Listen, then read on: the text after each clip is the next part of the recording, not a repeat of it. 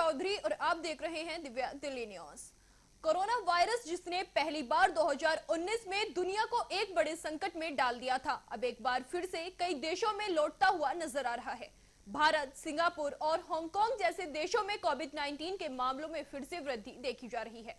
लोगों के मन में सवाल उठ रहा है कि क्या वायरस कभी खत्म नहीं होता और ये दोबारा क्यों लौट रहा है।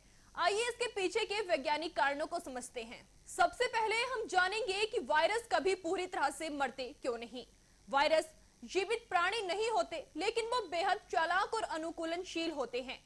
वो खुद से जीवन की प्रक्रियाएं नहीं चला सकते, लेकिन जब किसी जीवित कोशिका, चाहे वो इंसान की हो, जानवर की हो या पौधे की, उसके अंदर पहुंचते हैं तो वहां रहकर तेजी से अपनी संख्या बढ़ा सकते हैं।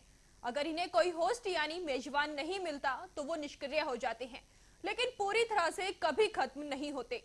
कोरोना वायरस जैसे कुछ वायरस पर्यावरण में कुछ समय तक जीवित रह सकते हैं और जैसे ही उन्हें अवसर मिलता है वो दोबारा फैलना शुरू कर देते हैं। अब हम बात करेंगे कोरोना की वापसी के मुख्य कारणों की। वायरस का म्यूटेशन।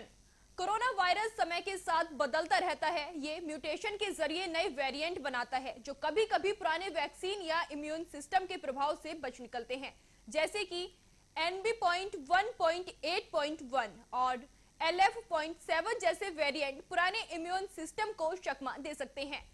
भारत में इस समय JN.1 वेरिएंट सबसे अधिक देखा जा रहा है, जो 53% मामलों में फैला पाया गया है। इम्यूनिटी का कमजोर होना।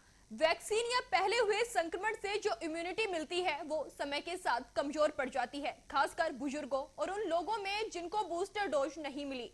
उनमें वायरस से लड़ने की ताकत कम हो जाती है। सिंगापुर के स्वास्थ्य अधिकारियों का कहना है कि कम बूस्टर डोज लेने वाले लोगों में संक्रमण का खतरा ज्यादा देखा गया है। सावधानी में लापरवाही।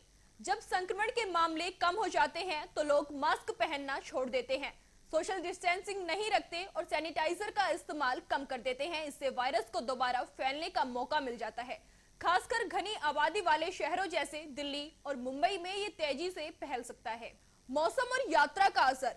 सर्दी या बारिश का मौसम वायरस के लिए अनुकूल होता है। इसके अलावा जब लोग ज्यादा यात्रा करते हैं, जैसे छुट्टियां, त्योहारों या शादियों के मौसम में, तो वायरस एक जगह से दूसरी जगह पहुंच जाता है। उदाहरण के लिए सिंगापुर में चीनी नववर्ष के दौरान बढ़ी हुई यात्राओं के कारण वहां संक्रमण के मामले ज्यादा मिले हैं। अब सवाल ये उठता है कि क्या ये पहले जितना खतरनाक है। कोरोना वायरस के वर्तमान वेरिएंट जैसे JN.1 पहले की तुलना में कम खतरनाक माने जा रहे हैं। वैज्ञानिकों और डॉक्टरों के अनुसार इन नए वेरिएंट्स के कारण संक्रमित लोगों में ज्यादातर हल्के लक्षण नजर आ रहे हैं, जैसे हल्का बुखार, गले में खराश, खांसी, सिरदर्द या नाक बहना। भारत सहित कई देशों में अब तक गंभीर बीमारी के मामले बेहद कम नजर आए हैं और ज्यादातर मरीजों को अस्पताल में भर्ती होने की जरूरत नहीं पड़ी।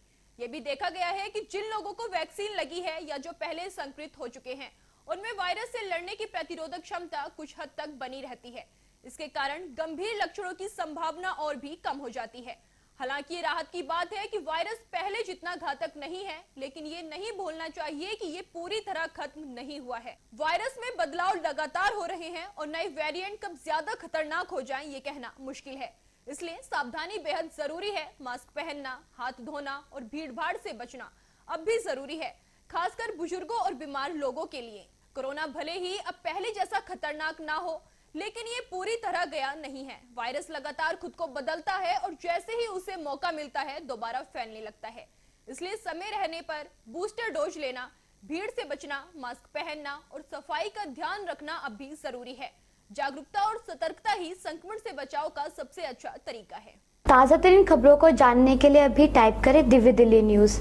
नीचे दिए गए सब्सक्राइब बटन को दबाएं और नोटिफिकेशन के लिए दिए गए बेल आइकन को क्लिक करें। हमारे वीडियोस को लाइक, शेयर और कमेंट करना ना भूलें।